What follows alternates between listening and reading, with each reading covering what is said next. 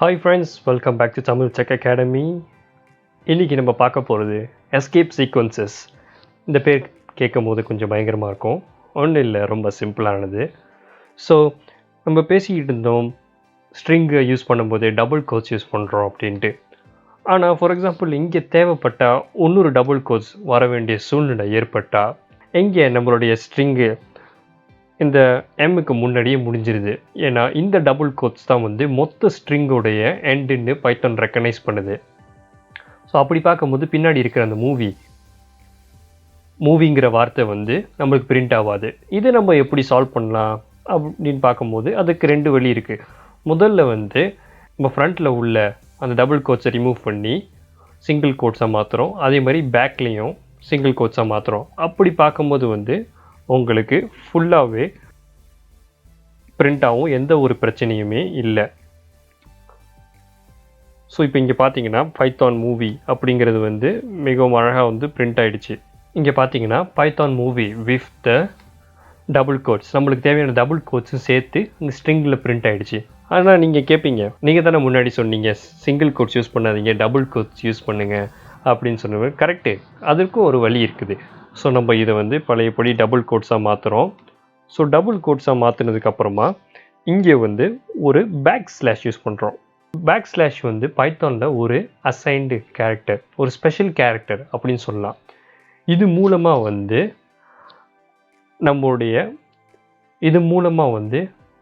நம்முடைய சீக்வன்ஸை எஸ்கேப் பண்ணலாம்.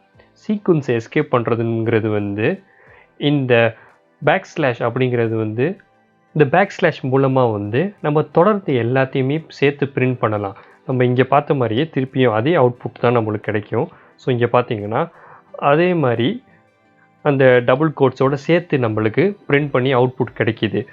ஸோ அது வந்து ஃபஸ்ட்டு அந்த பைத்தான் அப்படிங்கிற வார்த்தைக்கு வந்து ஒரு முற்றுப்புள்ளி வைக்காமல் தொடர்ந்து எல்லாத்தையும் சேர்த்து பிரிண்ட் பண்ணுது. அப்படிப்பட்ட ஒரு ஸ்பெஷல் தன்மை கொண்டது தான் வந்து நம்மளுடைய பேக் ஸ்லாஷ்.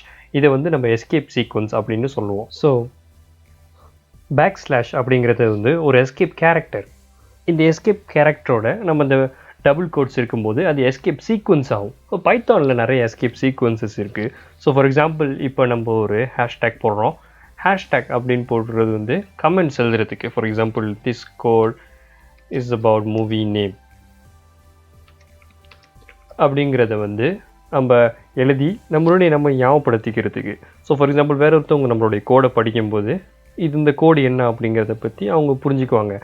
இந்த லைன் வந்து நம்ம கீழே அவுட்புட்டில் ரன் ஆகாது. ஏன்னா இது வந்து ஒரு எஸ்கேப் கேரக்டர் யூஸ் பண்ணுறோம். இந்த ஹேஷ்டேக்குங்கிறது வந்து அதை வச்சு நம்ம எஸ்கேப் சீக்வன்ஸ். ஸோ இந்த மொத்த கோடையும் வந்து நம்ம எஸ்கேப் பண்ணி அது பிரிண்ட் ஆகாது. அதே மாதிரி வந்து இன்னும் நிறைய எஸ்கேப் சீக்வன்சஸ் இருக்குது. ஸோ நம்ம ஏற்கனவே பார்த்தது வந்து back slash with double quotes. அதே மாதிரி பேக் ஸ்லாஷ் வித் சிங்கிள் கோட்ஸும் இருக்குது.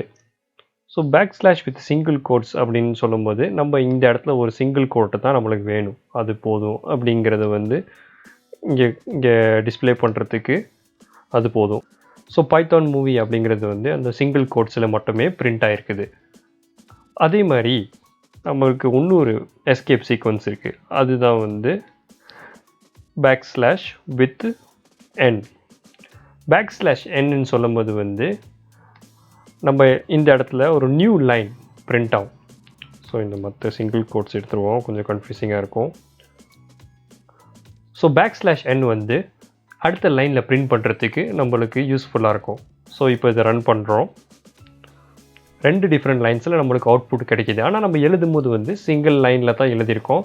அதில் நடுவில் பேக் ஸ்லாஷ் என்னுங்கிறது வந்து யூஸ் பண்ணி நியூ லைனில் பிரிண்ட் பண்ணுங்கள் அப்படின்னு பைத்தான்கிட்ட நம்ம இன்ஸ்ட்ரக்ஷன்ஸ் கொடுக்குறோம். மற்றொரு எஸ்கேப் சீக்வன்ஸ் வந்து ஹேஷ்டேக் போட்டு பேக் ஸ்லாஷ். ஸோ இந்த ஹேஷ்டேக்ஸ்லாம் வந்து அந்த எஸ்கேப் சீக்வன்ஸில் கிடையாது. அதாவது நம்ம யூஸ் பண்ணும்போது ஹேஷ்டேக்லாம் போட தேவையில்லை, உங்களுக்கு புரிஞ்சிருக்கும். இது கமெண்ட்ஸ் எழுதுறதுக்காண்டி தான் நான் யூஸ் பண்ணிகிட்ருக்கேன். ஸோ இங்கே பேக் ஸ்லாஷ் அப்படிங்கிறது வந்து நம்மளுடைய லைன் நம்ம ஸ்ட்ரிங்கில் இன்சர்ட் பண்ணோம்னா அதுக்கு முன்னாடி ஒரு பேக் ஸ்லாஷ் சொல்லணும்.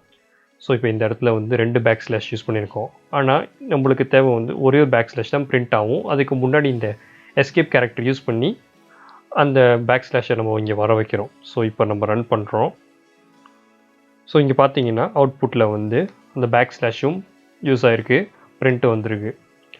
இந்த அவுட்புட்டில் பேக் / நம்மளுக்கு கிடச்சிருக்கு. அதைத்தான் வந்து இந்த இடத்துல சொல்ல ஆசைப்பட்டேன். எஸ்கேப் சீக்வன்சஸ் வந்து அவ்வளோ பேர் பேசியிருக்க மாட்டாங்க.